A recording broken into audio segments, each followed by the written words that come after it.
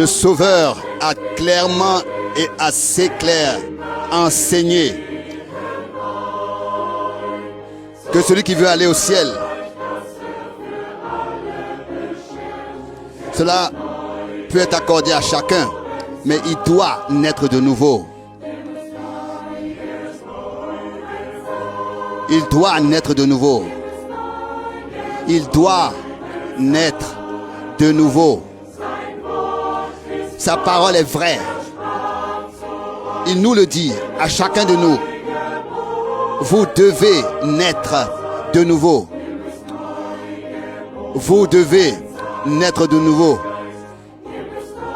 Vous devez naître de nouveau. Sa parole est vraie. Il nous le dit. Vous devez naître de nouveau.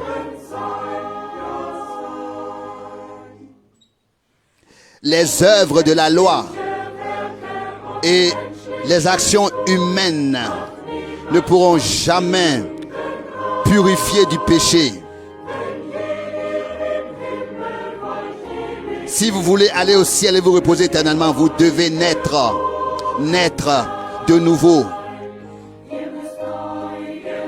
Vous devez naître de nouveau. Vous devez naître de nouveau. Sa parole est vraie. Il nous parle. Vous devez naître de nouveau. Vous devez naître de nouveau par l'Esprit. Vous devez naître de nouveau par l'Esprit. Sa parole est vraie. Il vous parle. Vous devez naître de nouveau.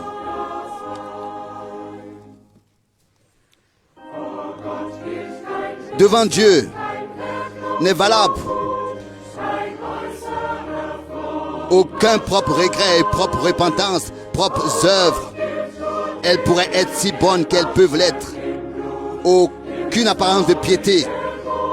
Vous devez naître de nouveau et être lavé pour être lavé dans le sang de l'agneau.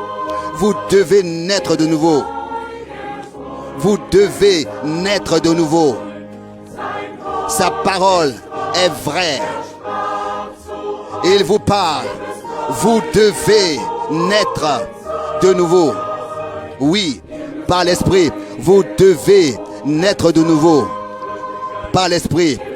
Vous devez naître de nouveau. Par l'Esprit.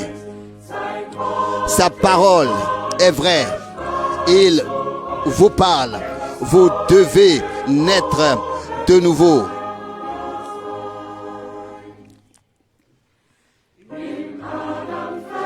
Perdu en Adam, nous avons perdu cette sainteté, cette gloire, et nous la retrouvons uniquement par la repentance et la foi en Jésus, déjà ici sur terre. Vous devez naître de nouveau. Vous devez naître de nouveau. Vous devez naître de nouveau.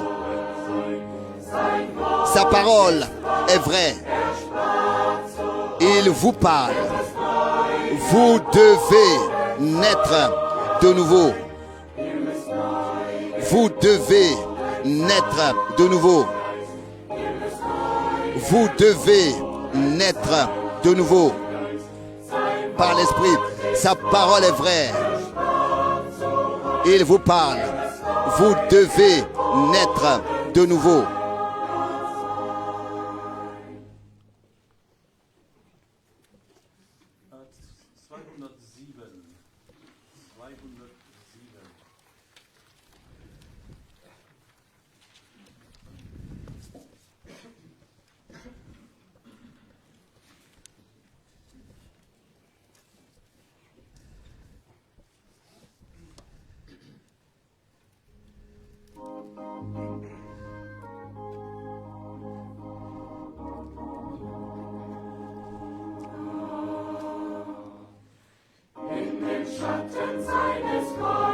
Sous l'ombre de sa croix, je demeure.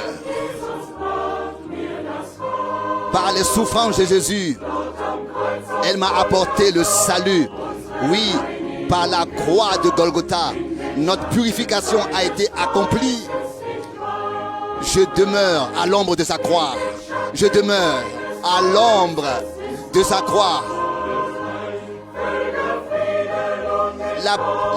Le plein salut et la pleine paix est mienne.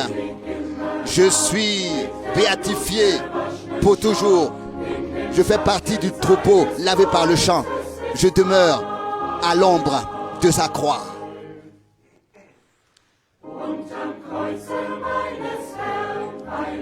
À l'ombre de sa croix, j'aime demeurer. Assis comme son disciple à ses pieds. Et dans sa présence céleste, je porte des fruits. À l'ombre de sa croix, je demeure. À l'ombre de sa croix, il y a le salut. Oui, le plein salut. La pleine paix m'est accordée par Dieu lui-même. Alléluia. Je suis béatifié pour toujours. Je fais partie du troupeau racheté et lavé par le sang. Je demeure à l'ombre de sa croix.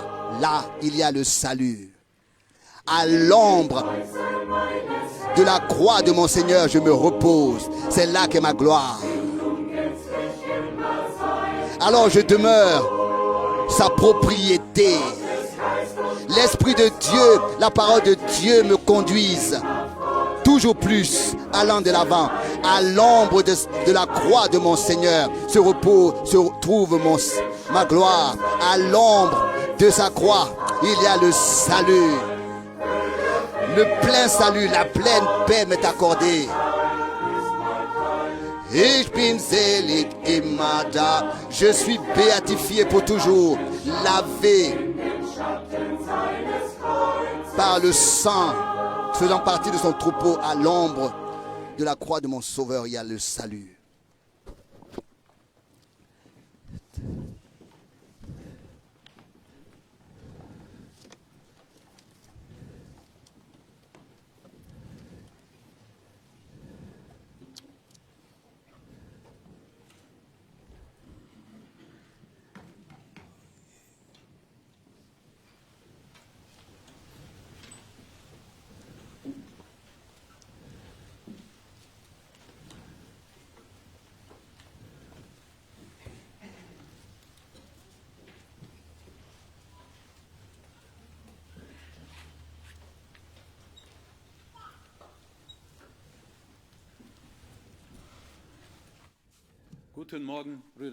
Bonjour frères et sœurs, nous saluons tous de tout notre cœur, tous ceux qui sont présents ici et des invités sont parmi nous, et nous saluons aussi tous ceux qui se sont connectés pour écouter la parole du Seigneur. Ce qui est important et nécessaire pour notre vie aujourd'hui, la parole du Seigneur. Que Dieu nous bénisse richement partout où ses enfants se sont rassemblés pour écouter sa parole et pour la recevoir. D'abord, je voudrais dire la chose suivante. Nous avons déjà, comme chorale, chanté des cantiques merveilleux, si vous avez bien entendu. Alors, il est dit ici, vous devez naître de nouveau. Et ça, c'est important. Et pas comme ça, d'une manière ou d'une autre, mais vraiment par son esprit et par sa parole. Naître de nouveau, que nous soyons lavés ainsi par la nouvelle naissance dans le sang de la et dans le bain de la parole, et car c'est là notre protection. Ensuite, nous avons chanté sous l'ombre, à l'ombre de mon Seigneur, il y a le salut. Et ça, c'est important. Et que nous puissions avoir reçu cela et rester attachés à cela et l'avoir expérimenté personnellement. Il y a des salutations à remettre de différentes personnes. Le frère Andreas l'a déjà dit hier. On ne peut pas dire tous les noms. Et ce témoignage, je l'ai déjà entendu partout où on parle avec quelqu'un par téléphone. Ils sont édifiés parce qu'ils entendent par la retransmission et c'est tellement actuel comme jamais auparavant. Ils sont tous bénis dans le monde entier. Et je pense que nous pouvons tous le confirmer, que ces prédications sont actuelles. Elles sont actuelles et importantes. Elles ont été tenues il y a 40 ans. Oui, moi aussi je les ai. À l'époque, j'étais présent déjà. Mais aujourd'hui, je les entends, je les écoute à nouveau, avec un nouveau profond désir. Et c'est sa parole, elle est toujours nouvelle pour nous. Elle ne reste jamais vieille. Et nous voulons ensemble chanter deux cantiques. Commençons avec le 29, numéro 29. Numéro 29. Le numéro 29.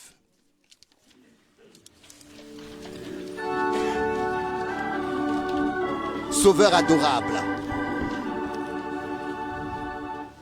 Ô Sauveur adorable, ô Jésus, mon roi, mon Dieu, plein d'amour, plein de grâce. En toi, je me cache, rocher de ma foi, cherchant le secours de ta face. En toi, je me cache, rocher de ma foi, dans un pays assoiffé, aride. En toi, je me cache, ta grâce, ton amour, rassasie mon âme avide.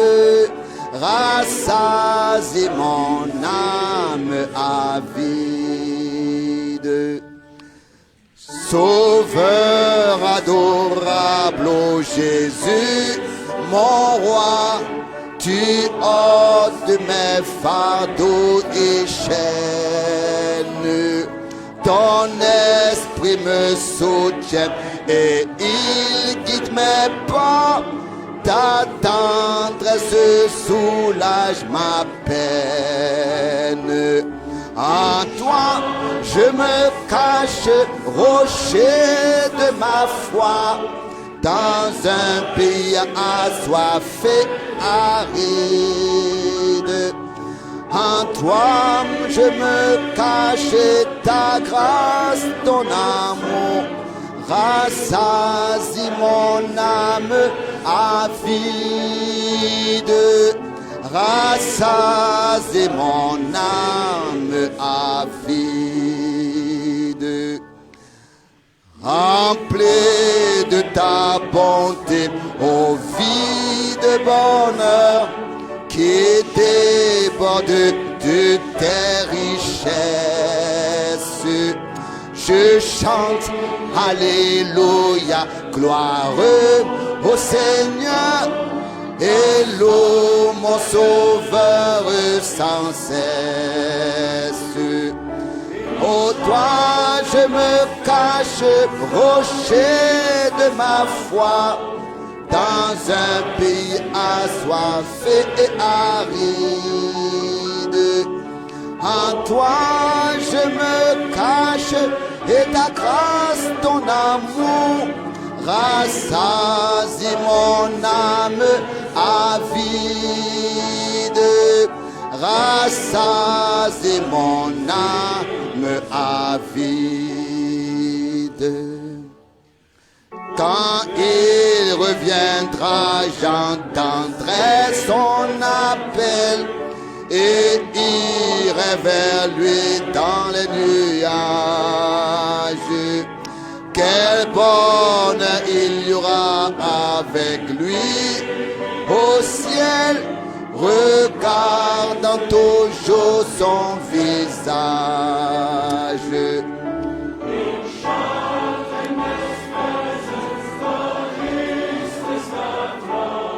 Dans un pays assoiffé et aride, en toi je me cache et ta grâce, ton amour, rassasie mon âme aride. Rassasie mon âme avide.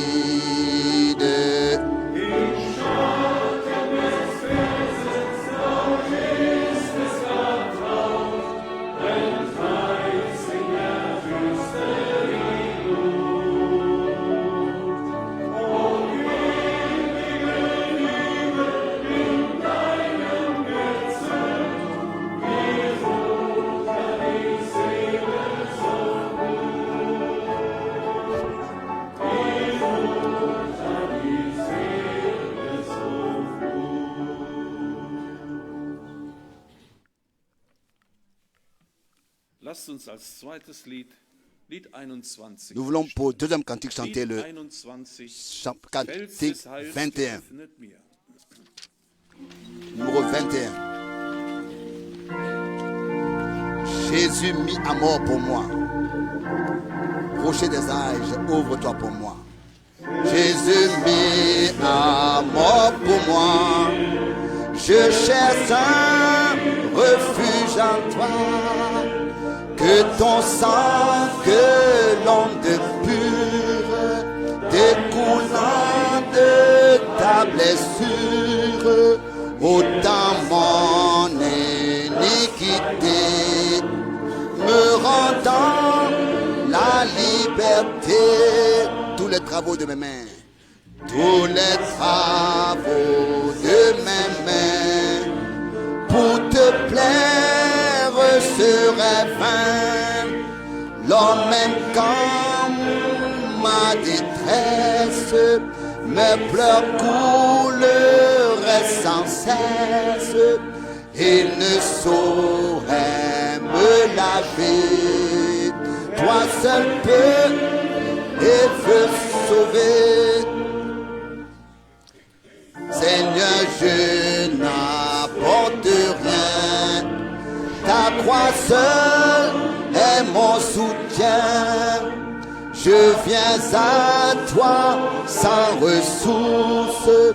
Souillé, je viens à la source où les péchés sont lavés et les pécheurs sont sauvés. Quand toi je vive ici-bas, que je meure entre tes bras, et que vers ton ciel splendide, prenant mon essor rapide, Jésus mis à mort pour moi, je trouve un refuge en toi. Merci. En vérité, le rocher des âges est notre Seigneur Jésus, et nous pouvons en lui trouver le refuge. Dans ce rocher, il y a du refuge. Comme dans un autre cantique, il est dit, ce rocher a tout. Tout ce que nous avons de nécessaire pour la vie.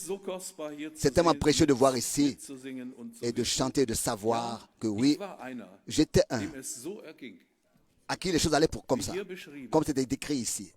Et puisque je ne peux rien apporter, qu'est-ce que nous pouvons apporter?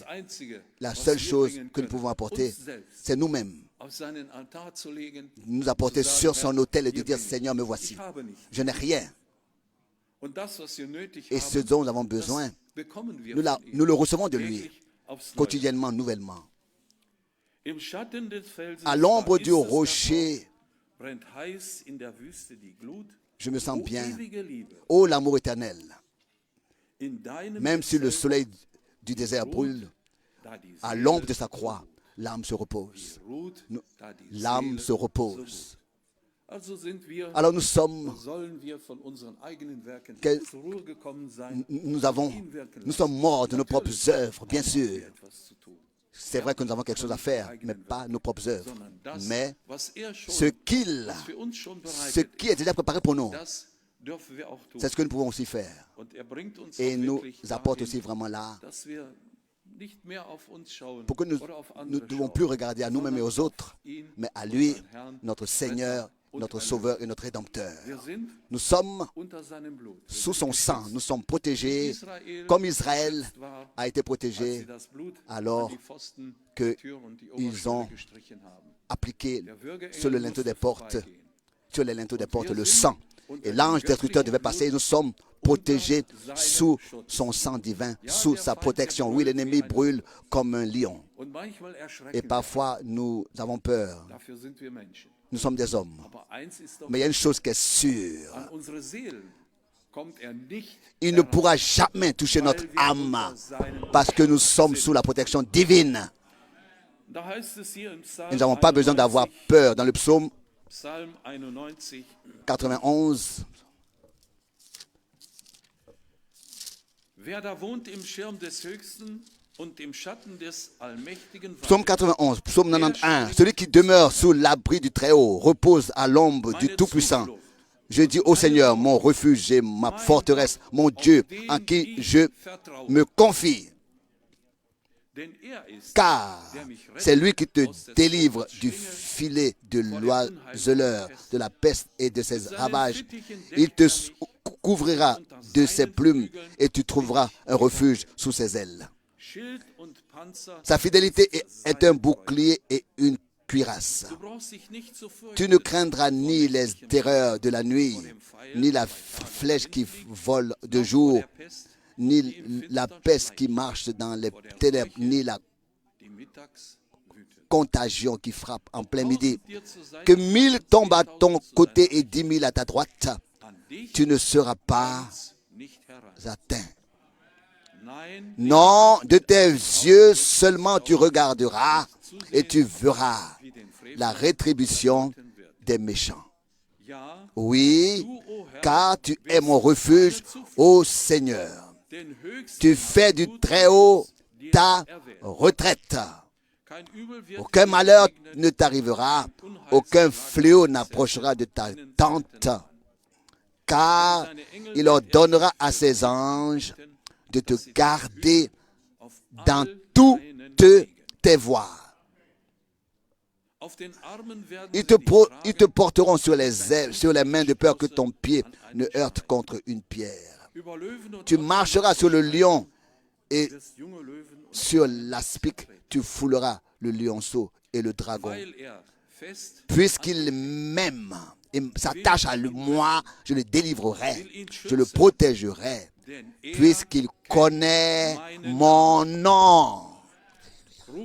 Il m'invoque, s'il m'invoque, je lui répondrai, je l'exaucerai, je serai avec lui dans la détresse, je le délivrerai et je le glorifierai. Je le rassasierai de longs jours et je lui ferai voir mon salut. Je voudrais répéter encore le verset 14. Puisqu'il s'attache à moi, je le délivrerai, je le protégerai, puisqu'il connaît mon nom. À qui, ou bien de qui, ici, parle le psalmiste. Il parle de toi et de moi. Et cela ici ne vient pas de nous. Et cette phrase ne vient pas non plus du psalmiste qui a écrit ce psaume, mais vraiment conduit par le Saint-Esprit, opéré par le Saint-Esprit, par l'Esprit de Dieu, parce que nous aimons notre Seigneur et gardons sa parole. Alors il nous délivre, il nous protège et nous garde. Et nous pouvons par révélation connaître son nom et invoquer son nom. Ça aussi, nous voulons le faire maintenant. Et levons-nous pour le faire, pour prier ensemble. Père Céleste, nous te remercions pour ta fidélité, pour ta grâce et pour cette heure du matin aussi pour le contenu précieux des cantiques. Tu es notre rédempteur, tu es notre sauveur, tu es celui qui nous a délivrés. Nous te remercions de notre cœur, parce que nous nous tenons sous ta protection. Aucun homme peut nous sauver. Toi seul, tu es venu et tu nous as rachetés, tu nous as délivrés, tu as pardonné nos péchés. Nous sommes délivrés et je te remercie de tout mon cœur. De cette certitude que nous pouvons venir ce matin avec cette assurance et avec tout ce qui nous occupe. Et aussi s'il y a des requêtes, crois que quelqu'un aurait quelque chose dans son cœur, tu le sais. Et je te demande que tu puisses l'exaucer et l'aider. Je te dis merci pour cela et loue ton saint nom. Bénis-nous de la plénitude de ta grâce et que ta parole, de manière puissante et riche, puisse être apportée et que nous puissions, Seigneur, la recevoir avec un cœur qui la reçoit. Je te remercie dans ton saint nom. Amen. Vous pouvez vous asseoir.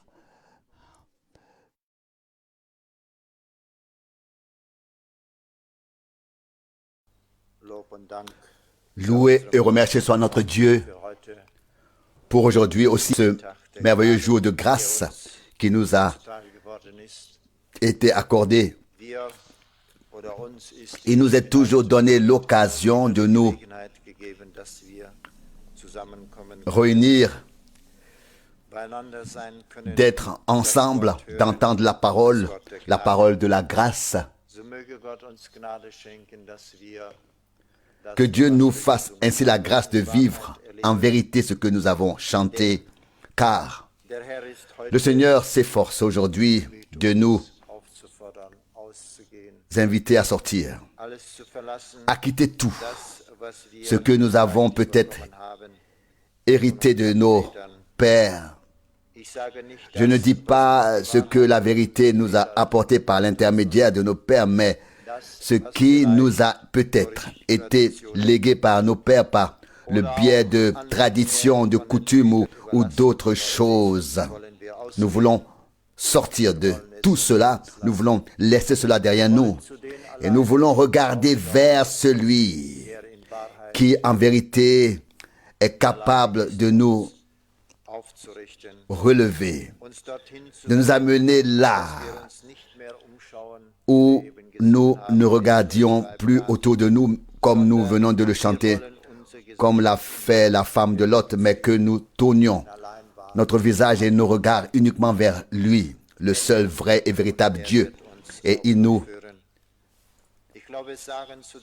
fera traverser tout, je crois, et nous fera aller de l'avant. Je crois pouvoir dire, hier soir, nous avons eu une heure précieuse. Tous ceux qui étaient ici l'ont vécu. Et je crois que chaque heure que nous passons ensemble nous est de plus en plus précieuse, de plus en plus chère, de plus en plus précieuse. Nous ne savons pas combien de temps encore cette grâce et cette occasion nous sera donnée, mais nous savons une chose, c'est que nous avons le privilège, ou le privilège nous a été donné par Jésus-Christ, notre Seigneur, d'entrer avec lui.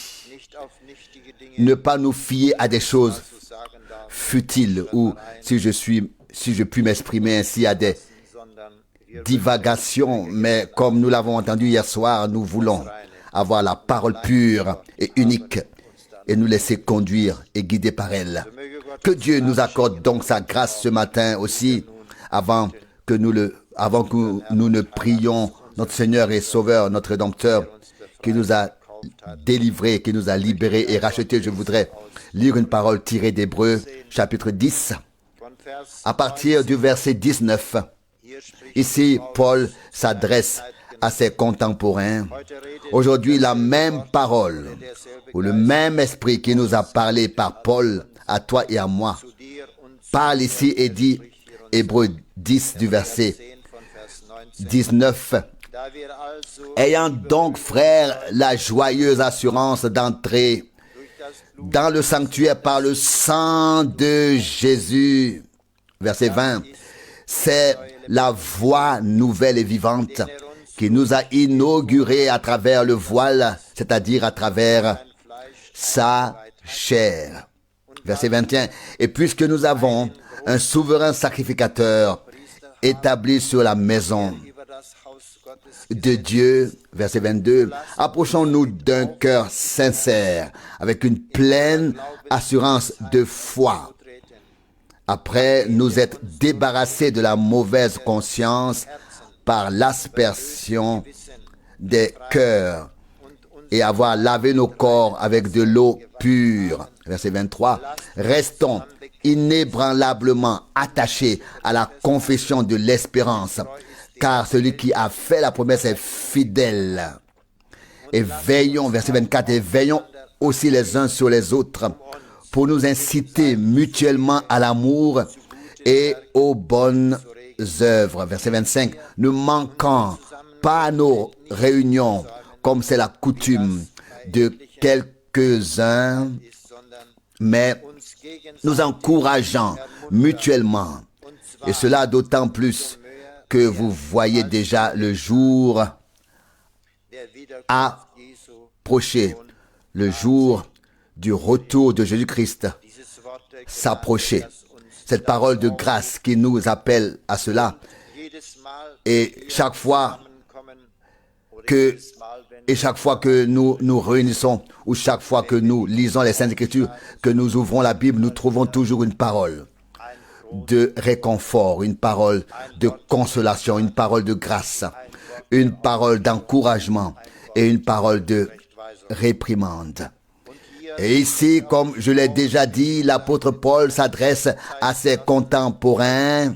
Aujourd'hui, c'est ce même esprit que nous parle.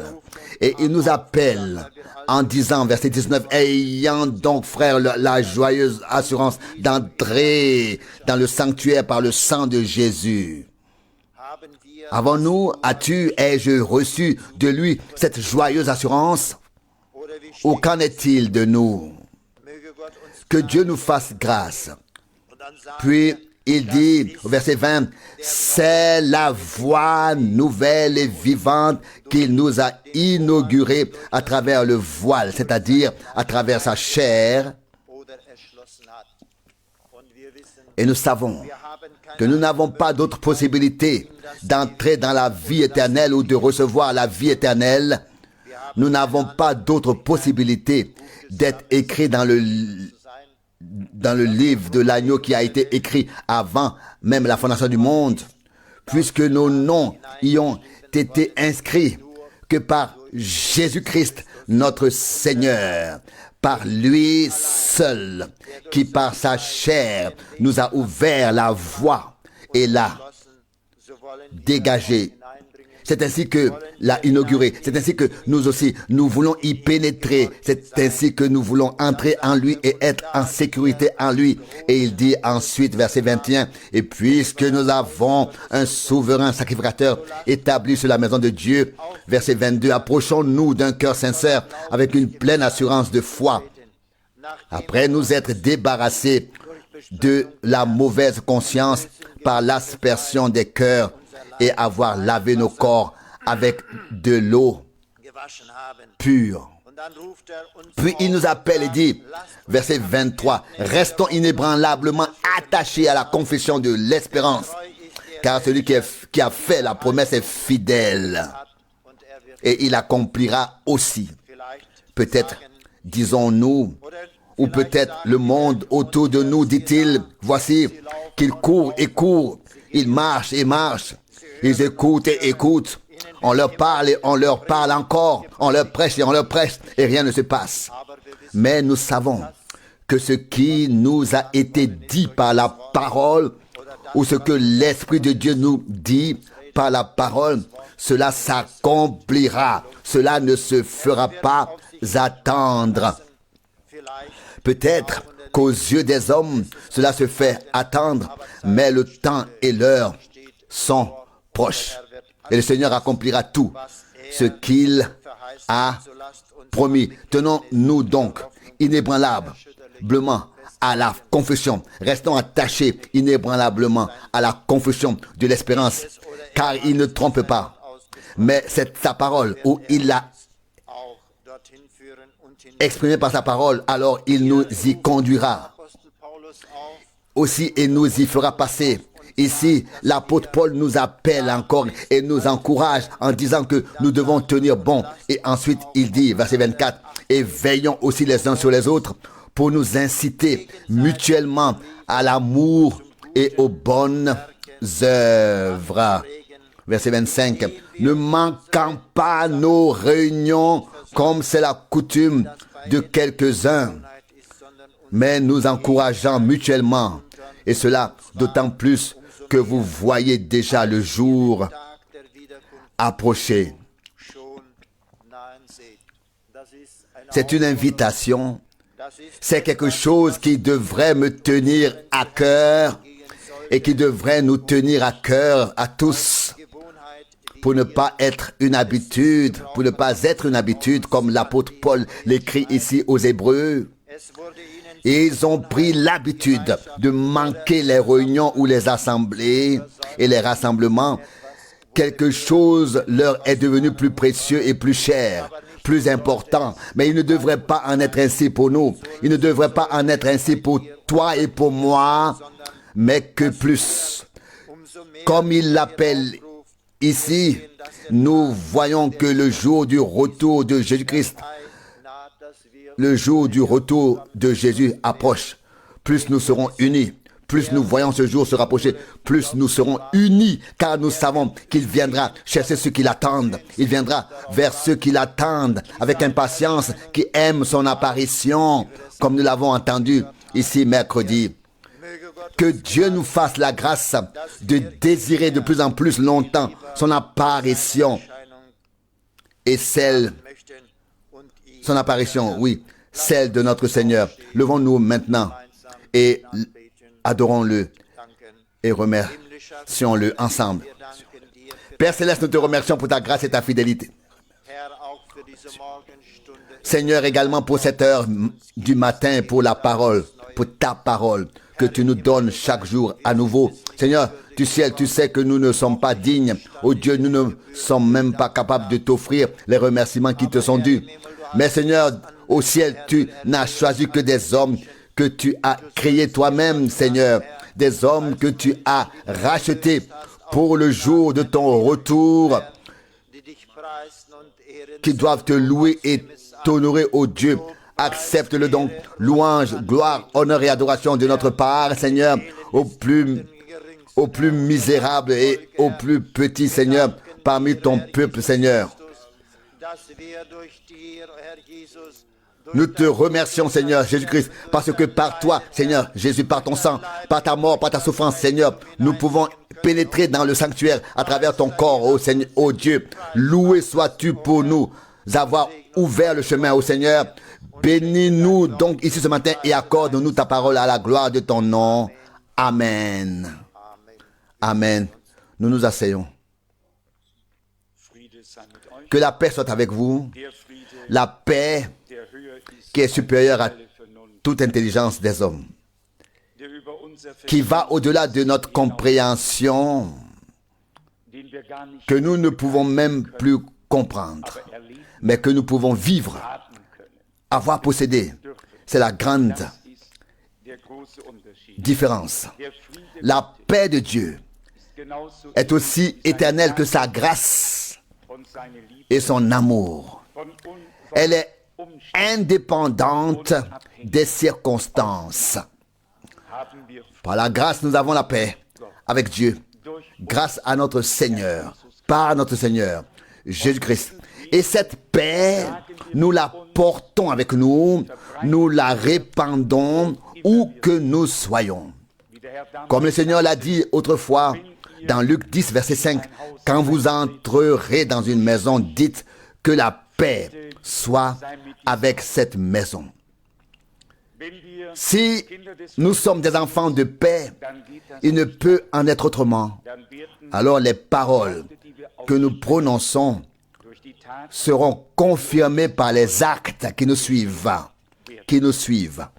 Si quelqu'un se contente de dire de sa bouche « Je suis en paix », j'ai la paix, mais que ce n'est pas le cas dans les faits, cela deviendra évident, manifeste. Nos actes parlent plus fort que nos paroles. Et dans ce cas, nous ne devons pas croire nos paroles, mais ce qui est révélé, manifeste par nos actes. Et c'est ainsi que Dieu nous guidera sur le chemin de la paix par son Saint-Esprit. Même lorsque les choses dépassent notre compréhension, nous restons en sécurité en Dieu. Et sa paix nous est maintenue en toutes circonstances. Nous sommes reconnaissants pour la parole déjà entendue. Oui, nous sommes à chaque fois reconnaissants pour chaque parole. Mais prenons-nous toujours à cœur ce que nous entendons et répondons-nous, avons-nous le consentement intérieur, approfondissons-nous ce qui est dit et est-ce que cela correspond à notre vie. J'ai effectivement rencontré, et ce n'est pas une remarque critique, mais une triste constatation, des personnes qui disaient à la réunion, venir à la réunion, aller à la réunion, eh bien, à quoi bon? Pour quelle raison? J'ai la Bible, j'ai les prédications à la maison, cela me suffit. J'ai beaucoup plus chez moi que lorsque je vais au service divin. Savez-vous qui sont ces gens? Ils transgressent délibérément la parole de Dieu. Volontairement, ils se placent au-dessus de la parole de Dieu. Ils ne peuvent pas se soumettre et pensent ainsi servir Dieu. Ils ne servent pas Dieu. Ça, je vous le dis, croyez-moi. Il est pourtant écrit ici que nous ne devons pas manquer les réunions. Et cela d'autant plus que nous voyons s'approcher le retour de Christ. Cette parole ne nous est-elle pas adressée à ce moment? En ce temps présent, justement, alors que nous pouvons attendre le retour du Seigneur à tout moment, nous attendons à son retour à tout moment. Quel est l'esprit? Je le demande maintenant, sans méchanceté, sans malice dans mon cœur. Quel est l'esprit qui guide, qui conduit les hommes, qui agissent contre la parole de Dieu? Je vous le demande. Ici, l'Esprit de Dieu nous fait dire ce que nous devons faire si quelqu'un agit consciemment contre la parole. Sous quel esprit se trouve-t-il alors? Il peut chercher 1000 excuses. Elles ne le justifieront pas. La parole de Dieu reste la parole de Dieu et elle est obligatoire, contraignante pour tous ceux qui veulent se tenir devant Dieu. Il n'y a pas de porte dérobée, pas de porte latérale, pas d'excuses, il n'y a rien. Dieu a parlé et nous devons nous y plier. Je ne veux pas du tout, je n'avais pas l'intention, il a été lu, cela a été lu.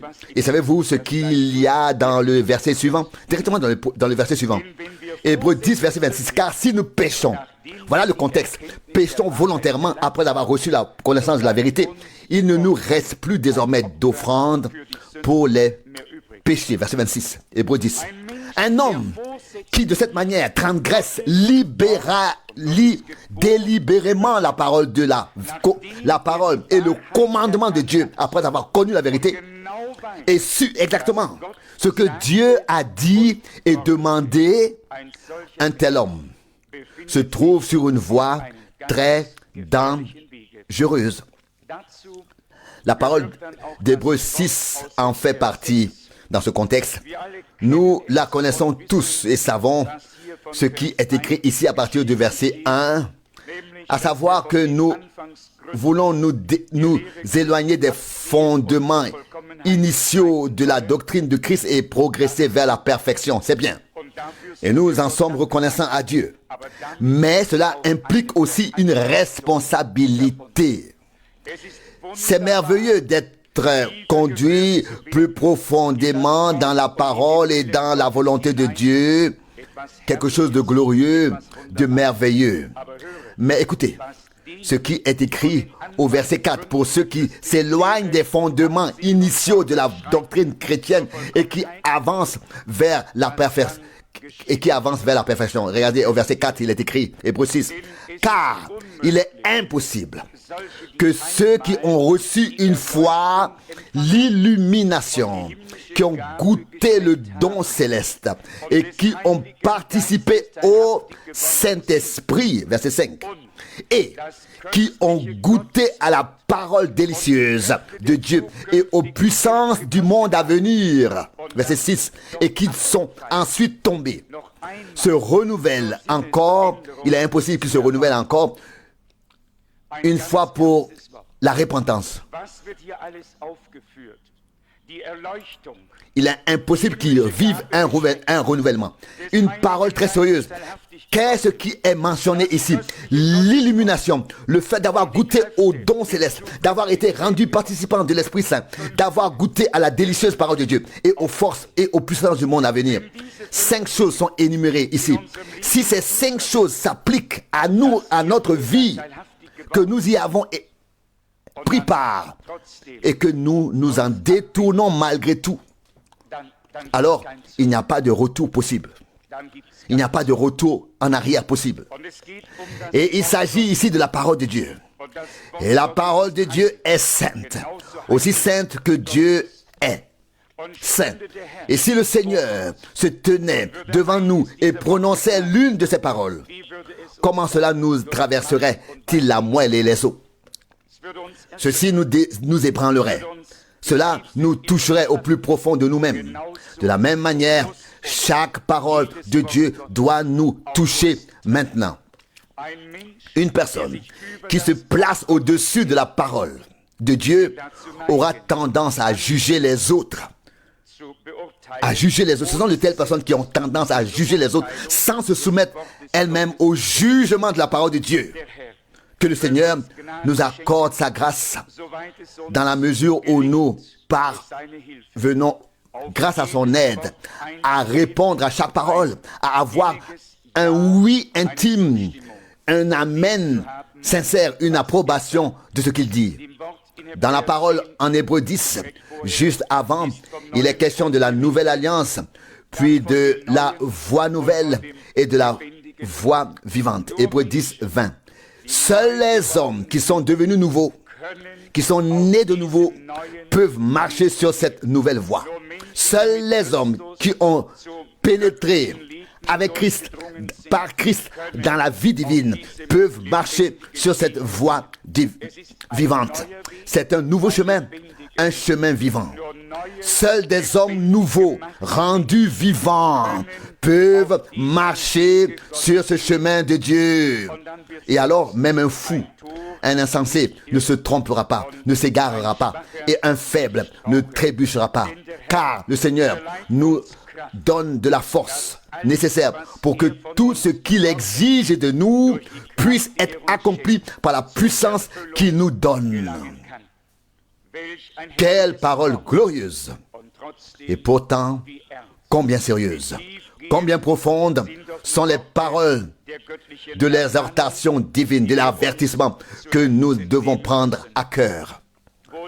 Heureux celui à qui s'appliquent ces 5 choses d'Hébreux 6, qui a reçu l'illumination, goûté au don céleste, participé au Saint-Esprit, goûté à la précieuse parole de Dieu et aux puissances du monde à venir,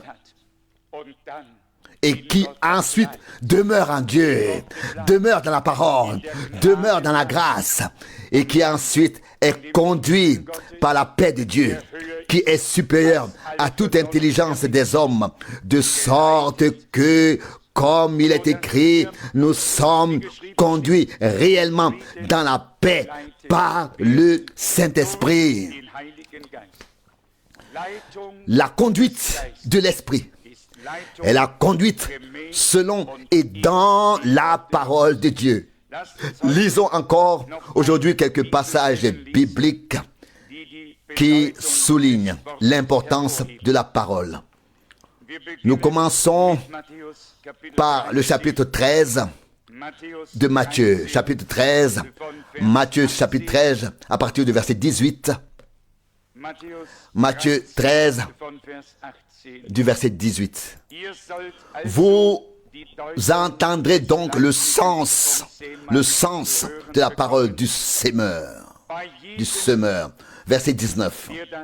Chez tout homme qui entend la parole du royaume de Dieu et ne la comprend pas, le malin vient et arrache ce qui a été semé dans son cœur. Chez cet homme, la semence est tombée le long du chemin. Je voudrais m'arrêter ici un instant et mettre l'accent sur le terme semence. La parole est la semence. Luc 8, 11. Pour le premier sermon de Frère Branham que nous avons traduit, nous avons choisi comme titre « La parole de Dieu est la semence originale.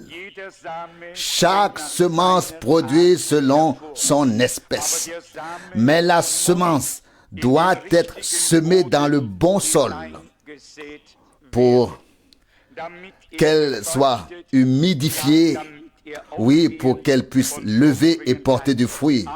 Mais la parole de Dieu est la semence. Rien d'autre. La parole de Dieu. Il est écrit du verset 20. Or, là où l'on a semé dans les endroits rocailleux, cela signifie un tel qui entend la parole et l'accepte avec joie pour le moment. Au verset 21, mais il n'a pas de racine solide en lui. C'est un enfant du moment. Alors quand survient la détresse ou la persécution à cause de la parole, il s'égare aussitôt.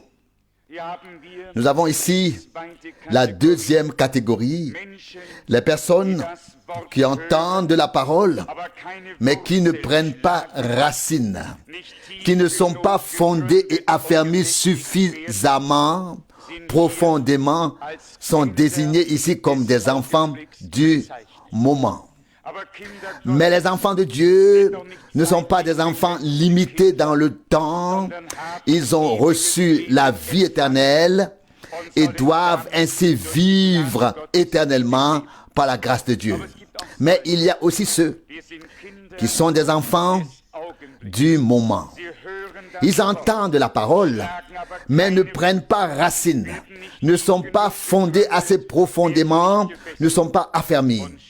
Et dès la première épreuve, dès la première tempête, ils tombent parce qu'ils n'ont pas été fondés assez solidement. À quoi sert alors la semence la plus précieuse si elle ne peut pas produire de fruits?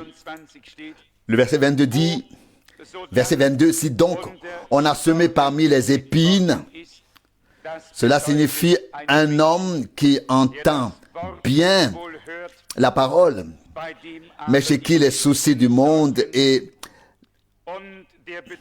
la fraude, la tromperie des richesses étouffe la parole de sorte qu'elle reste sans fruit. Le verset 23. Mais là où l'on a semé dans la bonne terre, cela signifie un homme qui entend la parole et la comprend aussi. Celui-ci porte alors aussi du fruit. Et l'un porte 100 fois, l'autre 60 fois, l'autre 30 fois. Nous avons vu les trois premiers. La parole reste la semence, mais elle ne peut pas produire le fruit divin, la confirmation, la vie, tout ce qui s'y rapporte.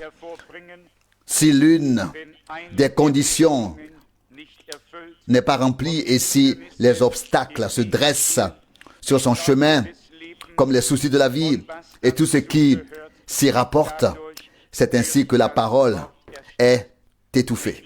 Je pense que si nous devons aujourd'hui mettre la main sur le cœur et admettre ouvertement que la parole n'a pas produit le fruit que nous, et au moins que Dieu, pouvons attendre, alors nous devons chercher et trouver notre condition réelle quelque part dans la liste des trois premières choses. Car la parole de Dieu ne peut pas rester avide et produire et rester sans effet.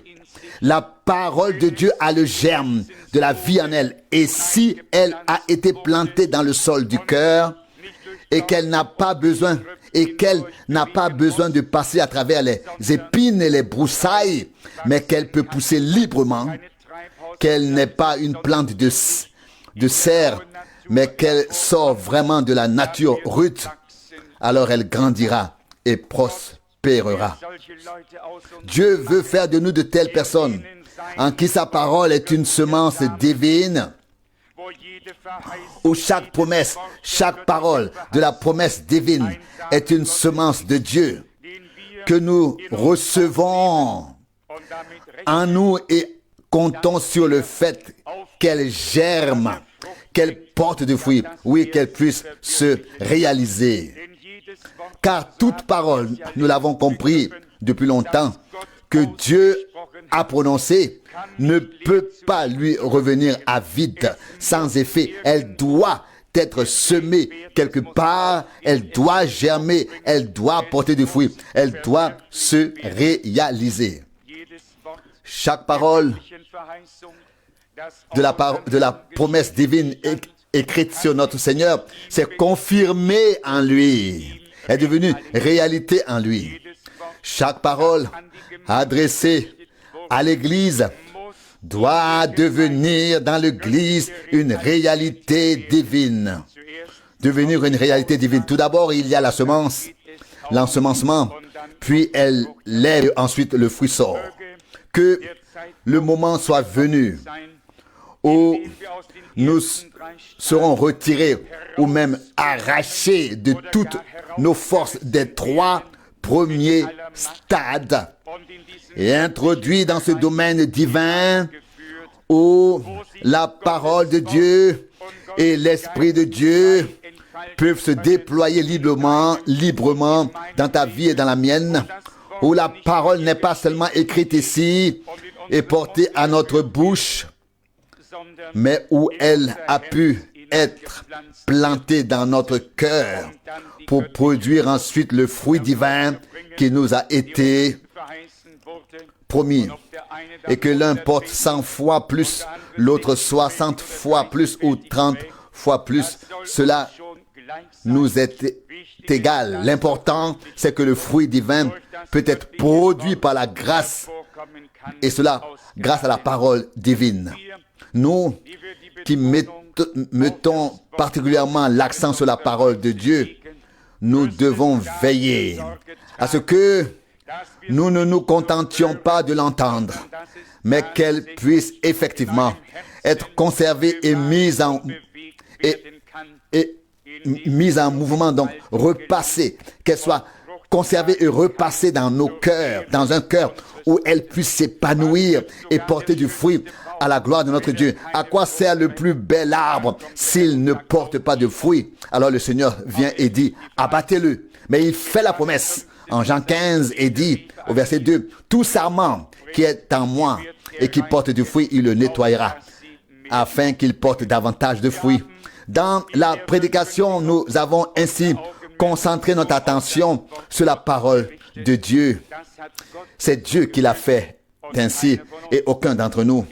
Cela ne résulte certainement pas de la décision d'un homme, mais d'une décision divine. Je ne pourrai jamais oublier ce jour de toute ma vie. J'ai oublié beaucoup de choses. Peut-être des choses récentes qui ne me sont plus familières. Mais le jour où cette voix puissante du Seigneur a dit, je t'enverrai dans d'autres villes pour annoncer ma parole. Je ne l'oublierai jamais.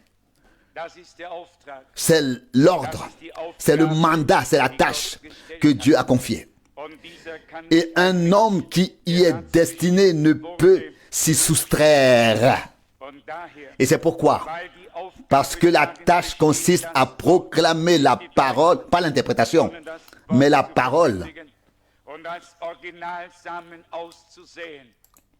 Et à la semer comme semence originale, l'ennemi a déversé toute sa rage et a tout fait pour que cela soit impossible.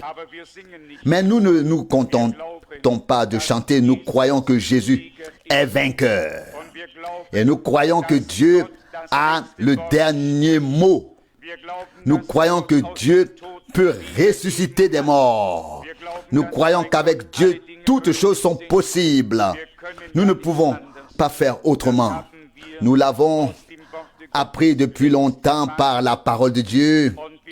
Et nous sommes en effet, selon la parole dans l'Épître aux Hébreux, entourés d'une nuée de témoins qui ont fait l'expérience de la fidélité de Dieu, qui ont expérimenté ce que signifie recevoir et ensuite vivre réellement la parole de Dieu, la proclamer et la voir confirmée. Et c'est à cela que tend notre désir. non seulement de la proclamer, mais de la voir confirmée. Lisons le chapitre 9 du prophète Daniel. Daniel, chapitre 9. Il s'agit principalement d'affermir en nous notre foi, en la véracité de Dieu, en la fidélité de Dieu, en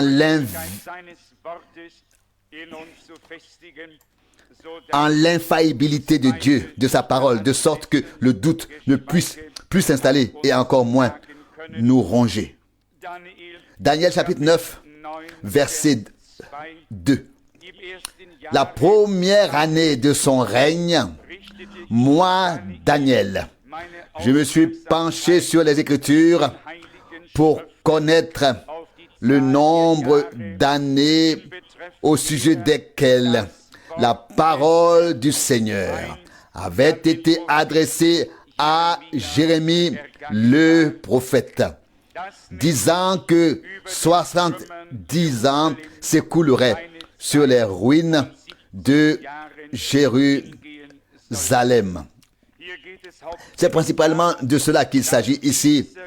Ce grand prophète et homme de Dieu, Daniel, lorsque 68 ans se sont écoulés, il a porté son attention sur la parole que Dieu le Seigneur avait prononcée autrefois par la bouche de Jérémie.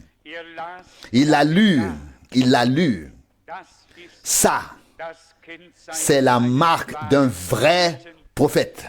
Il ne pourra pas passer à côté de ce que les prophètes envoyés par Dieu ont dit avant lui. Il devra prendre en considération chaque parole de Dieu déjà prononcée pour être sûr que ce qu'il dit est en accord avec Dieu et la parole de Dieu. Les personnes qui se contentent de dire « Dieu m'a révélé et l'Esprit me pousse à parler, etc. » ainsi de suite. Mais ils ne peuvent pas poser leurs doigts sur la parole de Dieu. De telles personnes doivent s'entendre dire aujourd'hui « Quel est l'Esprit qui pousse ?» Cela reste ouvert jusqu'à ce qu'un homme de Dieu puisse poser son doigt sur la parole de Dieu et dire « Ici, c'est écrit. » Et ainsi, cela maintenant s'accomplit. Beaucoup sont poussés et ils prétendent être même conduits par l'Esprit de Dieu. L'Esprit de Dieu conduit toujours seulement dans la parole de Dieu. Nous l'avons vu en particulier avec les 400 prophètes qui ont prophétisé du temps d'Akab. Et ils ont prophétisé d'une manière si unanime que extérieurement tout était en accord. Puis l'un d'eux, Josaphat, dit, n'y a-t-il pas un autre prophète ici? 1 Roi 22, verset 7. Et ce seul prophète s'est souvenu de ce que Dieu avait dit par la bouche d'Élie avant lui. Et de la même manière, il a également parlé en accord avec la parole qui avait été prononcée avant lui par l'Esprit de Dieu à travers la bouche d'Élie. C'était une concordance. Et je crois que c'est dans Jérémie, au chapitre 25, que le Seigneur avait annoncé par l'intermédiaire de ce prophète quelle serait la durée du temps. Jérémie 25, verset 12. Et puis, quand l'accomplissement ou le temps était presque écoulé, cet homme de Dieu a lu pour s'informer. Jérémie 25, au verset 12, il est écrit, Jérémie 25, verset 12, « Mais quand les 70 ans seront passés, j'exécuterai aussi contre le roi de Babylone et contre ce peuple. » C'est ainsi que s'exprime le Seigneur. Le jugement pour leur faute contre le pays des Chaldéens. Et j'en ferai des ruines pour l'éternité. 70 ans avaient été fixés et nous pouvons tous lire comment sous Zorobabel et les hommes de Dieu de l'époque, Le peuple de Dieu est revenu à la fin du temps fixé par Dieu. Nous ne pouvons rien faire de plus en ce temps que ce qu'il faisait autrefois, c'est-à-dire sonder dans les Saintes Écritures et reconnaître quelles paroles ont été données comme prophétie d'importance historique pour notre temps, afin de nous en inspirer et nous en orienter. Ne pas se contenter d'en parler, mais recevoir une instruction claire, une compréhension claire de ce que Dieu a promis. De ce que Dieu a promis. Lorsque notre Seigneur prêchait autrefois, il s'est également référé à plusieurs reprises aux paroles des prophètes. Il a fait dans Luc au chapitre 4 où il s'est référé au prophète Ésaïe au chapitre 61. Vous pouvez tous le lire sans que je le fasse. Ici, Luc chapitre 4, versets 17 à 21. Ensuite, dans Matthieu, il a ensuite parlé du prophète. Dans Matthieu, il a ensuite parlé du prophète Daniel. Il est écrit dans Matthieu 24, verset 15. Matthieu 24, verset 15. Quand vous verrez l'abomination de la désolation annoncée par le prophète Daniel se tenir dans un lieu saint, que le lecteur prenne garde. Qu'est-ce que c'était? Notre Seigneur a pris la parole des prophètes. Il les avait inspirés. Par son esprit, ils avaient exprimé ce qui était contenu dans son plan. Il a pris ces paroles, les a citées et il donne ensuite l'avertissement. Que le lecteur prenne garde. Quand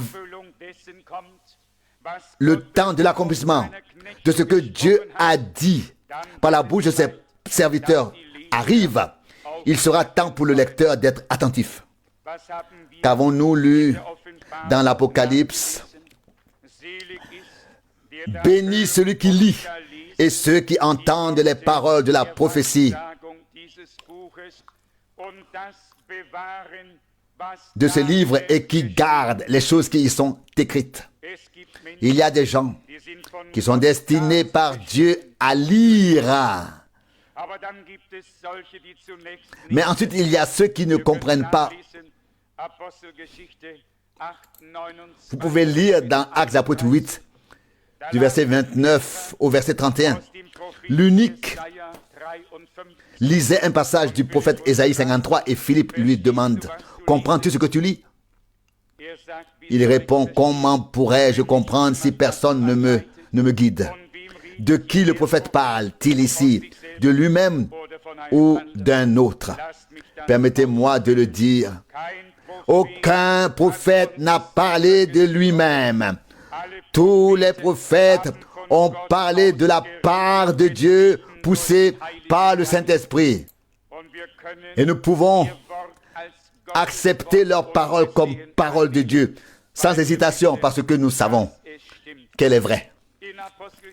Dans Actes 15, versets 14 et 15, un homme de Dieu a de nouveau clarifié et s'est référé à ce que les prophètes avaient dit auparavant.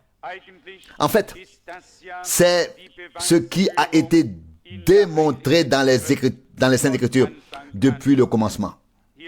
Nous lisons ici dans Actes chapitre 15, verset 15. Et les paroles des prophètes s'accordent avec cela. Pour moi, cela a une signification extraordinaire.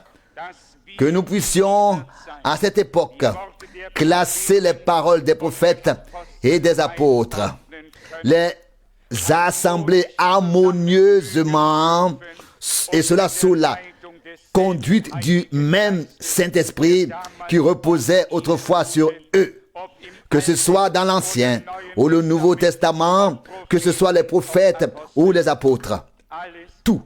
ce qui vient de Dieu s'accordera toujours harmonieusement, car le même esprit conduit dans la même vérité. Et alors s'accomplit ce qui est écrit dans Éphésiens 2, probablement dans les derniers versets, Éphésiens 2, édifié sur le fondement des apôtres et des prophètes, dont Christ, Jésus lui-même, est la pierre angulaire. Nous qui vivons en ces jours et qui avons reconnu l'heure de la visitation divine, nous nous réjouissons avec une joie profonde et intime de ce que Dieu nous a donné l'intelligence, l'entendement, et qu'il nous a néanmoins maintenus dans sa parole et dans la clarté de toute la révélation de sa parole et de sa volonté, avec sobriété, et ainsi dans sa grâce et dans son amour. Et il le fera jusqu'à la fin. Mais celui qui ne reconnaît pas cette démonstration dans les Saintes Écritures, que Pierre, que Paul, que tous les hommes de Dieu se sont toujours référés à la parole dans ce qu'ils avaient à exposer dans le Nouveau Testament. De telles personnes qui ne reconnaissent pas et ne voient pas le contexte entre l'Ancien et le Nouveau Testament, le lien, auront du mal à reconnaître maintenant l'heure de la visitation divine et à classer bibliquement les promesses faites pour cette époque dans laquelle nous vivons. Je pense maintenant à Matthieu chapitre 17, une déclaration très claire que nous connaissons tous, et pourtant, pour certains, c'est encore une pierre d'achoppement parce qu'ils essaient de l'expliquer, non pas par l'esprit, mais par la lettre. Mais celui à qui cela est révélé par l'esprit n'a plus besoin d'expliquer la lettre. Il a la révélation de la parole. Matthieu 17, verset 11 dit, « Il leur répondit, « Élie viendra et rétablira toutes choses dans l'état primitif. » Si vous voulez faire le parallèle ici, ce sont les deux derniers versets du prophète Malachie auxquels il est fait référence ici, et non à Malachie chapitre 3 verset 1.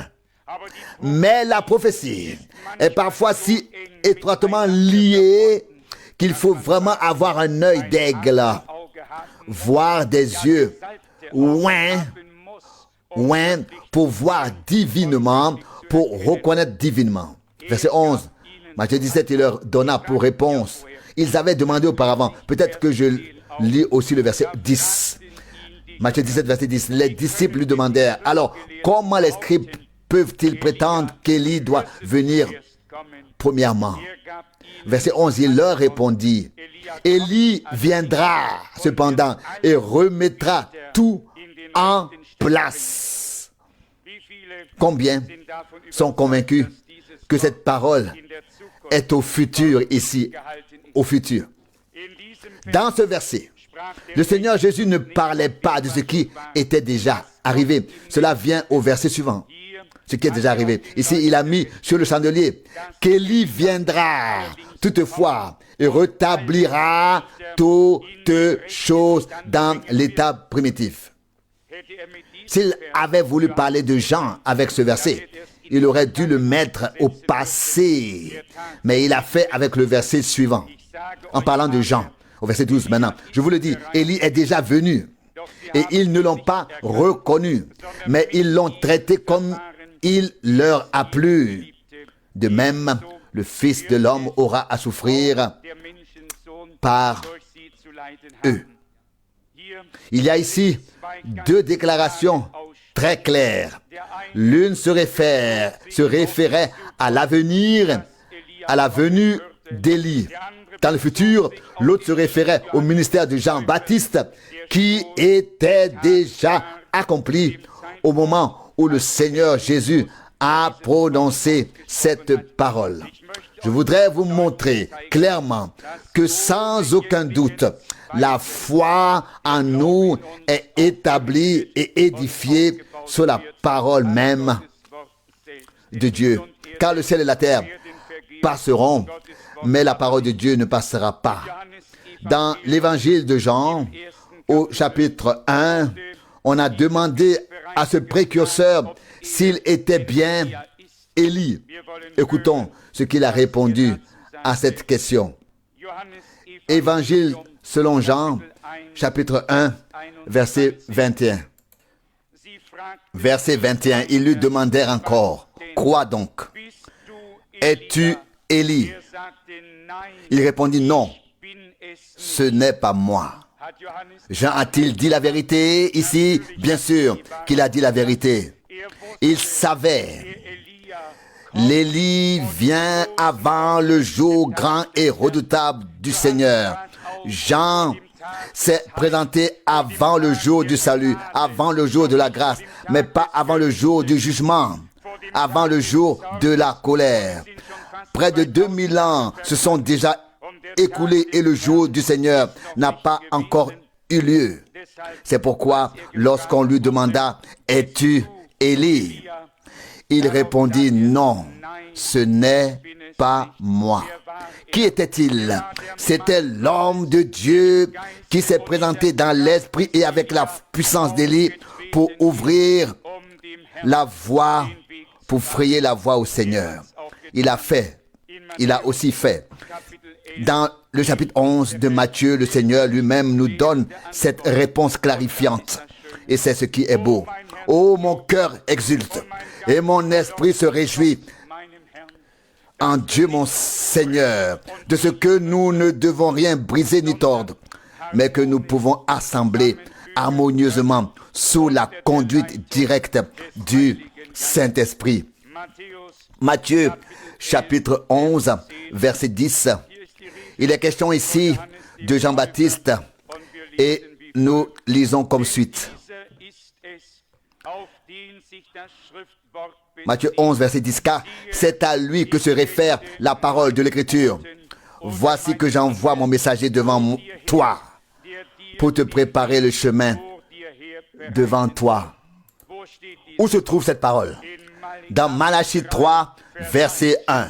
Est-ce vrai ou non? C'est ainsi que le Seigneur l'a confirmé ici. Quelle grâce d'avoir aujourd'hui la parole prophétique, d'avoir les évangiles, d'avoir les épîtres, d'avoir l'Ancien et le Nouveau Testament et de l'avoir reçu dans une harmonie divine, révélée par le Saint-Esprit comme une parole vivante, sans contradiction, harmonieuse en elle-même. Verset 10, car c'est à lui que se réfère la parole. C'est à lui que se réfère la parole de l'Écriture. Croyez-vous au Seigneur? C'est à lui que se réfère la parole du Seigneur. Voici, j'envoie mon messager devant toi. Lisez-le. C'est écrit très clairement dans Malachie, au chapitre 3, au verset 1. Sachez bien que j'envoie mon ange pour frayer le chemin devant moi, et qu'à l'improviste viendra dans son temple le Seigneur que vous désirez, et l'ange de l'alliance que vous désirez viendra infailliblement. Ainsi parle le Seigneur des armées.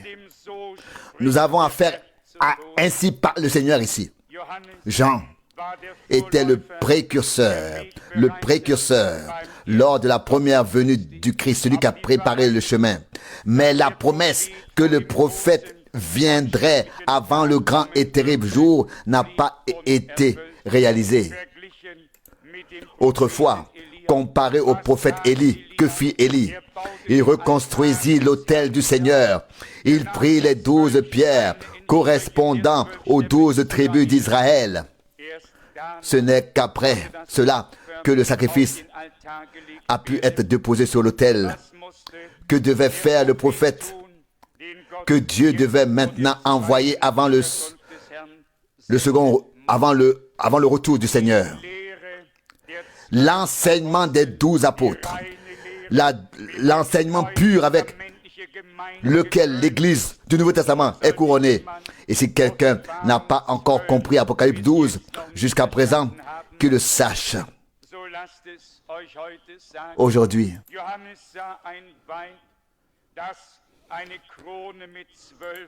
Jean vit une femme qui avait une couronne de 12 étoiles. Femme signifie Église. L'Église du Nouveau Testament est couronnée par l'enseignement des 12 apôtres. C'est pourquoi les 12 patriarches et les noms des 12 apôtres sont encore écrits sur les colonnes et sur les entrées de la Nouvelle Jérusalem. Selon Apocalypse 21, verset 14, avec Dieu tout doit s'accorder. Comme nous l'avons déjà dit, que ce soit l'Ancien ou le Nouveau Testament. Ici, le Seigneur a donné la réponse. Ce n'est ni toi ni moi qui devons la donner. Il nous suffit de la croire de tout notre cœur, de ne plus avoir de contradiction intérieure. Plus de contradiction, et alors Dieu nous révèle sa parole et sa volonté. Dans Marc, au chapitre 1, les deux passages bibliques qui faisaient référence à Jean sont exprimés très clairement.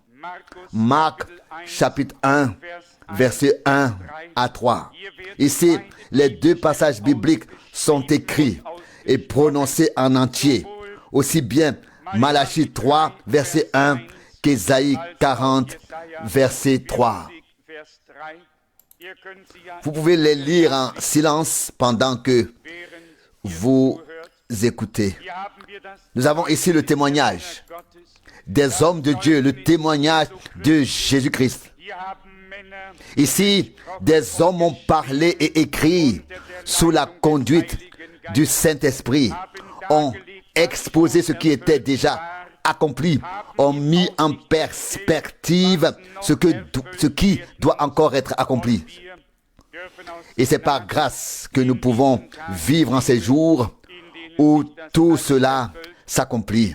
C'est Pierre qui, dans son sermon en Acte 3, a fait le plus clairement allusion à cela, comme cela s'est encore produit plus tard, de temps à autre. Acte 3, versets 20 et 21. Acte 3, versets 20 et 21. Afin que des temps de rafraîchissement viennent de la part du Seigneur et qu'il puisse envoyer Jésus qui vous est destiné comme oint. Verset 21. Mais il faut que le ciel le reçoive jusqu'au temps du rétablissement de tout ce que Dieu a annoncé par la bouche de ses saints prophètes depuis les temps anciens. Pourquoi soulignons-nous ces passages bibliques avec tant d'insistance? Parce qu'ils nous sont destinés, parce qu'ils s'accomplissent en ce temps. Selon cette parole, Jésus ne peut pas revenir avant que tout soit remis en ordre, tout soit rétabli. Ce que Dieu a annoncé par la bouche de ses saints prophètes depuis les temps anciens. Beaucoup attendent le retour de Jésus-Christ, mais ne reconnaissent pas que Dieu a un plan, qu'il a envoyé ses serviteurs et ses prophètes tôt et tard. Et bien sûr, là aussi on peut sortir les Écritures de leur contexte et se référer à Hébreux 1, car il y est écrit qu'avant les temps, Dieu a parlé de diverses manières par les prophètes. Mais dans le Fils, oui c'est vrai, dans le Fils, il n'a pas seulement parlé, dans le Fils, il a donné la réponse. Mais le Fils, qui s'est racheté une église, a établi dans cette église des apôtres, des prophètes, des bergers, des docteurs et des évangélistes. Remarquez-vous combien il est important de lire les Saintes Écritures avec avec l'intelligence de Dieu, que l'on soit vraiment conduit par Dieu. Sinon, on est très vite intelligent en soi-même. On a tous les arguments et les passages de l'Écriture sous la main, sauf ceux dont on avait besoin dans son cœur pour participer à l'accomplissement de ce que Dieu fait maintenant. Cela aussi devrait peut-être être mis en évidence. Les personnes qui cherchent des arguments dans la parole et qui les trouvent pour elles-mêmes se coupent elles-mêmes de la parole, de la promesse divine par leur propre argumentation et n'ont donc aucun accomplissement dans ce que Dieu fait. Les hommes qui sont conduits par le Saint-Esprit, par l'Esprit de Dieu, prennent les Saintes Écritures. Ils lisent, ils sondent, ils se laissent conduire par l'Esprit de Dieu. Dans le livre des Actes des Apôtres, il est dit à plusieurs reprises que Dieu avait des prophètes. Dans les Actes des Apôtres, chapitre 11, verset 27, il est écrit, verset 27, Actes des Apôtres, chapitre 11, « En ce temps-là, des prophètes descendirent de Jérusalem à Antioche. » Ensuite, au chapitre 13, verset 1, il est écrit, « Les prophètes et docteurs suivants travaillaient alors à Antioche dans l'assemblée de cette ville. Dieu les a pourtant placés, établis dans l'assemblée, non pour apporter une prophétie qu'ils avaient eux-mêmes inventée, mais pour placer la parole prophétique sur le chandelier. Et c'est là que réside la grande différence entre le don de prophétie et le ministère d'un prophète. Un prophète a été établi par Dieu dans l'assemblée, non seulement pour apporter une prophétie, mais aussi pour exposer la partie prophétique de l'histoire du salut de l'Église. Et un tel homme de Dieu était frère Branham pour toute l'Église. Quelle confirmation divine! Qui veut le nier? Qui veut le rendre faux? Des millions de personnes ont été témoins de ce que Dieu a fait dans cette génération.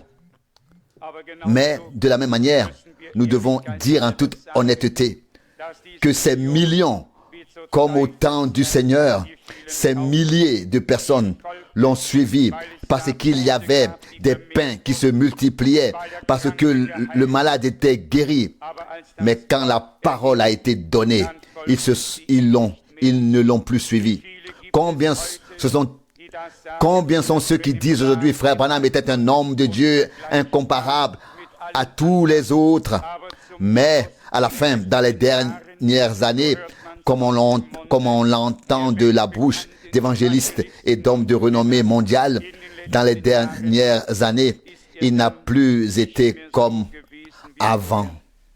Que pouvait-il faire si depuis 1963, une nouvelle phase avait alors commencé, si les sceaux avaient été ouverts, si des choses secrètes avaient été révélées, et même si lui-même avait été surpris et avait dit dans une prédication, jusqu'à il y a quelques jours, je ne le savais pas moi-même.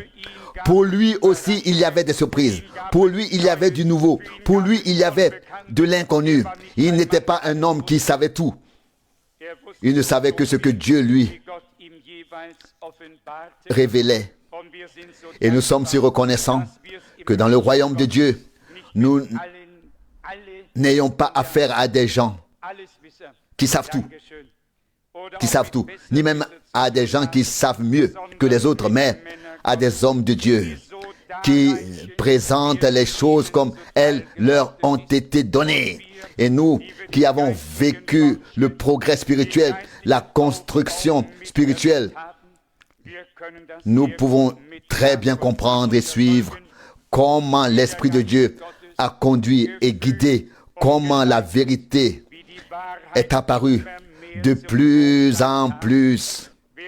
Qui sait aujourd'hui ce que Dieu a fait? Un tout petit nombre.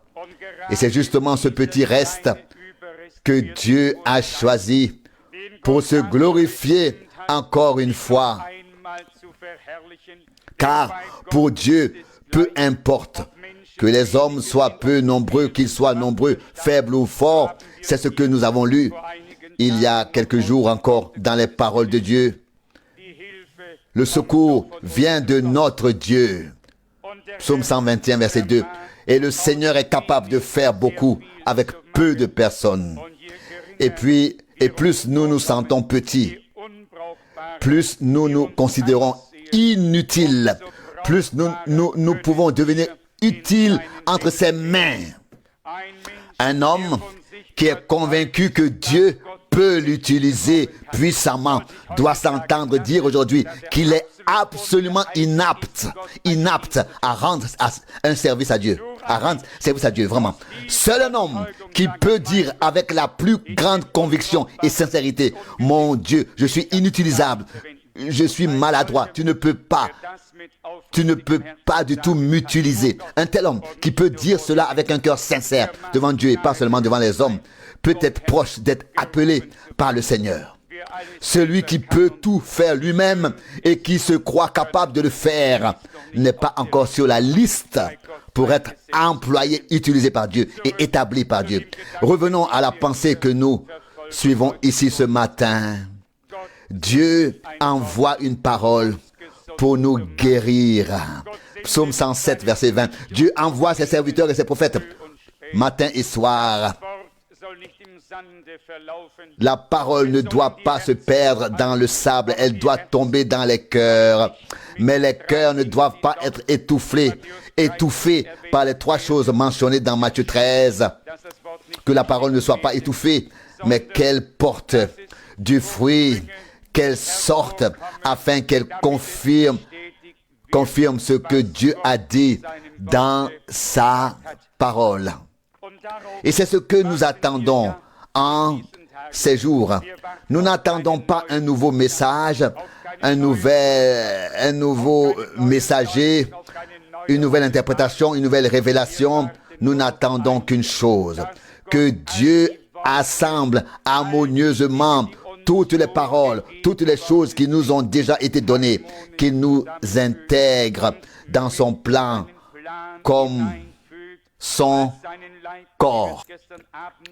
Comme nous avons essayé de le dire hier soir, sur la base de la parole de l'Ancien Testament, que la gerbe des prémices a été tissée devant le Seigneur, que les tiges individuelles ne sont pas restées pour elles, mais ont été liées les unes aux autres et les unes avec les autres. Lévitique 23, verset 11. C'est ce que Dieu veut faire maintenant. Une église qui ne se déplace pas d'un endroit à l'autre. L'un courant après la chose, l'autre courant après autre chose. L'un dit, le Christ est ici, l'autre dit, il est là. Non, mais une église qui peut dire de tout son cœur, Christ est la parole. Il n'est pas ici on ne le trouve pas là-bas. Il est et demeure dans sa parole. Et les hommes qui sont en lui demeurent dans sa parole, selon ce qu'il a dit lui-même dans Jean 15. Si vous demeurez en moi et que mes paroles demeurent en vous. C'est bien de cela qu'il s'agit en ces jours. Jean 15, verset 7. Dieu a envoyé un message glorieux. Pour certains, il peut sembler un peu confus. Mais permettez-moi d'exprimer cela aussi clairement. S'il y a de la confusion et de l'obscurité quelque part, cela ne vient pas de Dieu, ni de la parole, ni de l'Esprit de Dieu. Ensuite, cela vient d'hommes qui interviennent sans autorisation dans l'œuvre de Dieu, qui veulent rendre un service à Dieu sans avoir été ordonnés par Dieu pour cela. Et ensuite, il y a des allers et retours. Soyez pour une fois tout à fait honnête. Durant toutes les années que nous avons derrière nous, y a-t-il eu le va-et-vient et la confusion que l'on voit maintenant? Non. Tant que les gens lisaient les prédications et sondaient les Saintes Écritures, nous étions un seul cœur et une seule âme. l'Esprit de Dieu reposait sur nous. Nous nous réjouissions du salut, de la guérison, de la parole. Nous étions reconnaissants les uns envers les autres. Puis, lorsque les interprétations sont arrivées, que s'est-il passé? C'était un déchirement comme on n'en avait jamais connu auparavant sur terre. Tous sont convaincus. De même, malgré cet état d'opposition les uns contre les autres, remplis de haine, ils sont convaincus malgré tout d'avoir la foi en l'enlèvement. Ce n'est pas comme ça que ça se passe avec Dieu. Malgré tout l'amour et la bienveillance, ce n'est pas ainsi que Dieu fonctionne. Tout d'abord, il est écrit, Matthieu 5, verset 8, ceux qui ont le cœur pur verront Dieu. C'est dans le sermon sur la montagne. Dieu ne pourra pas passer à côté de cela. Et puis, il y aura encore un certain nombre de passages bibliques qui doivent aussi être classés. Et tout le monde ne peut pas faire ce qu'il veut faire. Non, nous voulons laisser Dieu agir en toutes choses. Nous voulons laisser Dieu faire ce qu'il a décidé de faire. Frère Branham n'a-t-il pas dit si clairement, le temps viendra où le blé atteindra sa pleine maturité, et cela dans la présence de Dieu. Que puis-je faire de plus à partir du blé? Le blé reste du blé. Il ne sera recueilli dans le grenier céleste qu'au moment de la moisson. Et ce n'est pas déjà moi qui y ramasse. Mais quand le moment sera venu, ce sera sur l'ordre de Dieu. Si nous considérons notre Seigneur comme le grain de blé tombé en terre, nous savons ce qu'il a dit, à savoir, dans Jean 12, verset 24, « Si je ne meurs pas, je reste seul. » Ou le grain de blé reste seul. Mais s'il est mort, il produira beaucoup de fruits. Et nous sommes le fruit. Et il est le grain de blé. Nous sommes le champ de blé. Croyez-vous cela? À 100%. Car ce sont les parallèles. Il est le Fils de Dieu, nous sommes les fils et les filles de Dieu. Lui le premier, nous les prémices. Lui le roi, nous les rois. Lui le sacrificateur, nous un peuple de sacrificateurs. Il est devenu tout pour notre bien à cause de nous, afin que nous puissions devenir tout par lui. Le blé a toujours été du blé éternellement et ne sera jamais autre chose. Et nous n'avons pas à nous inquiéter du blé. Il sera introduit en temps voulu dans le grenier céleste. Mais avec Dieu, chaque chose doit avoir son heure. Non pas comme nous le voulons et quand nous le voulons, mais comme le Seigneur l'a dit autrefois. Mon heure n'est pas encore venue. Mais quand elle est là, elle est là. Et c'est alors que nous le remarquons. Alors l'eau se transforme en vin. Oui, alors des miracles et des signes se produisent. Alors la parole de Dieu s'accomplit. Je veux dire que nous avons gagné la foi à partir de la parole de Dieu. Comme à l'époque de la première venue du Christ, une épouse avait déjà été préparée et Jean pouvait dire, « Je suis venu pour vous. » L'ami de l'époux entend le cri de joie de l'épouse et cette joie qui est la mienne est maintenant devenue parfaite. Il faut qu'il grandisse et que je diminue. Et il dit, celui qui a l'épouse, c'est l'époux. Mais l'amour de l'époux, il se tient là et entend le cri de joie de l'épouse. Nous pouvons distinguer cela avec l'aide de Dieu. Même les plus grands hommes de Dieu n'étaient que des amis de Dieu. Comme écrit, Jésus lui-même l'a dit, vous n'êtes plus des serviteurs, car un serviteur ne comprend pas les actions de son maître. Vous êtes mes amis, et c'est pourquoi je vous ai tout dit. Dieu le Seigneur appela Abraham son ami, et lui révéla tout. Bien sûr, il était prophète, mais il était aussi l'ami de Dieu. Ah, que nous pourrions devenir toutes choses, des fils de Dieu, des filles de Dieu, des amis de Dieu, un peuple de rois, un peuple de sacrificateurs, des gens qui avancent avec Dieu, qui vont de l'avant avec Dieu. Je le dis encore une fois en conclusion parce qu'on me le rappelle, cela peut aussi me concerner. puissions-nous être retirés des 3 situations mentionnées dans Matthieu 13, où la parole de Dieu a été semée, mais ne peut pas sortir, ne peut pas porter de fruits, ne peut pas s'épanouir, se confirmer. Que Dieu nous fasse la grâce d'être retirés de ce domaine et de recevoir sa parole de manière vraiment la recevoir de manière belle, sous le soleil de la justice, dans un cœur pur, comme une semence divine sur laquelle la pluie de Dieu, le Saint-Esprit, peut alors tomber pour faire vivre la parole en nous et l'amener ensuite à maturité, à son épanouissement et à sa confirmation, jusqu'à ce que nous voyions les dernières promesses s'accomplir. Dieu est fidèle. Il a promis et il le fera. Alléluia. À son nom merveilleux et glorieux. Puissions-nous réussir aujourd'hui à nous frayer un chemin à travers toutes les broussailles de l'adversité, à travers tout ce qui nous a empêchés jusqu'à présent d'avoir une croissance telle que Dieu voudrait que nous l'ayons, que nous puissions d'une manière ou d'une autre, avec l'aide de Dieu, nous libérer de ces environnements, lever librement les yeux devant Dieu et savoir, celui qui nous a parlé, celui qui a mis la parole en nous, sera avec nous.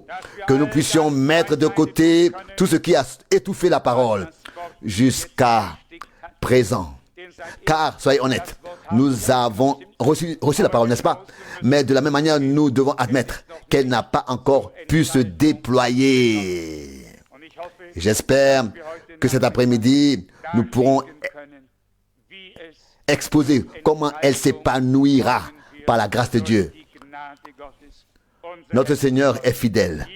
C'est à lui que nous voulons maintenant offrir de tout cœur nos remerciements. Au nom de Jésus.